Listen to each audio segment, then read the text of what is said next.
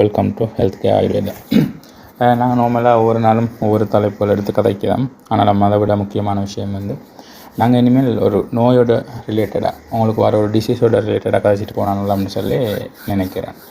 அப்போ முதலாவது நாங்கள் ஆகும் பரவலாக ஸ்ரீலங்காவை எடுத்துக்கொண்டோம்னு சொன்னால் 175% மக்களிடம் இருக்க ஒரே ஒரு பிரச்சனை டயபெட்டிக், அதாவது நீரிழிவு.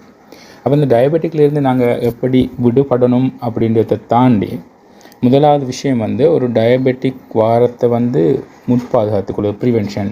அதாவது ஒரு நோய் வருமுன்னு நாங்கள் பாதுகாத்துக்கொள்ளணும். அப்போ அந்த அடிப்படையில் எடுத்தோம்னு சொன்னால் இந்த டயபெட்டிக் சொல்லுவது என்னன்றது நாங்கள் கிளியராக விளங்கிக் கொள்ளணும். அப்போ இந்த டயபெட்டிக் யாருக்கு வரும், டயபெட்டிக் வந்தால் அதால் என்ன பிரச்சனை வரும், இந்த டயபெட்டிக் வந்த பிறகு அதை எப்படி நாங்கள் மேனேஜ் பண்ணிக்கொள்வது, மருந்து மட்டும்தான் ஒரே தீர்வா, இல்லாட்டி மருந்தை தாண்டி எங்களால் இந்த டயபெட்டிக்கை கண்ட்ரோல் பண்ணுறதுக்கு மேனேஜ் பண்ணுறதுக்கான வசதி வாய்ப்புகள் இருக்குதா, லைஃப் லாங் நாங்கள் மெடிசின் எடுக்கணுமா, இப்படி பல கேள்விகள் பலவிதமான பதில்களோட நோமெல்லாம் உலாவி கொண்டிருக்கிற சந்தர்ப்பத்தில் நாங்கள் இதை பற்றி கதைக்க போகிறோம். என்னென்னு சொன்னால், இந்த நீரிழிவு அல்லது மதுமேகம், டயபெட்டிக், மோ சுகர் இப்படின்னு சொல்லி ஒவ்வொரு விதமாக கதைக்கப்பட்டு வருகின்ற இந்த பிரச்சனை வருவதற்கு பலவிதமான காரணங்கள். அதில் மிகவும் முக்கியமான, எங்களால் முற்றுமுழுதுமாக தவிர்த்து கொள்ள முடியாத ஒரு கண்டிஷன் ஜெனட்டிக்கல்.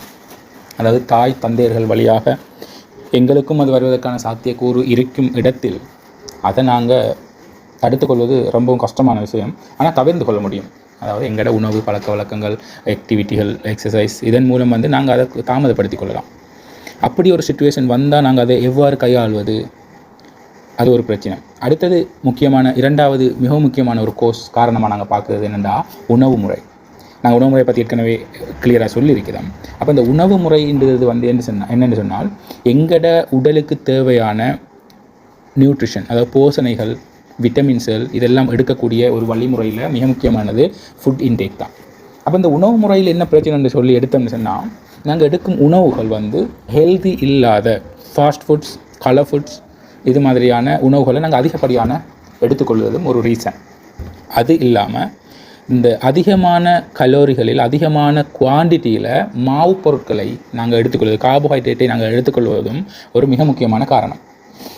நீங்கள் நார்மலாக தெரிஞ்சிருக்கும் அல்லது ஈஸியாக சர்ச் பண்ணி தெரிஞ்சு கொள்ளக்கூடிய விஷயம் என்னென்னு சொன்னால், நாங்கள் சாப்பிடும் உணவு எது மாதிரியான உணவு எங்கள் உடலுக்குள் சமிபாடு அடையும் போது என்னவாக அது மாற்றப்படுகின்றது அப்படி என்ற ஒரு நிலையை நாங்கள் ஈஸியாக புரிஞ்சு கொள்ளலாம். இப்போ அதிகப்படியான கார்போஹைட்ரேட், அதாவது மாவு சத்து சார்ந்த உணவுகளை நாங்கள்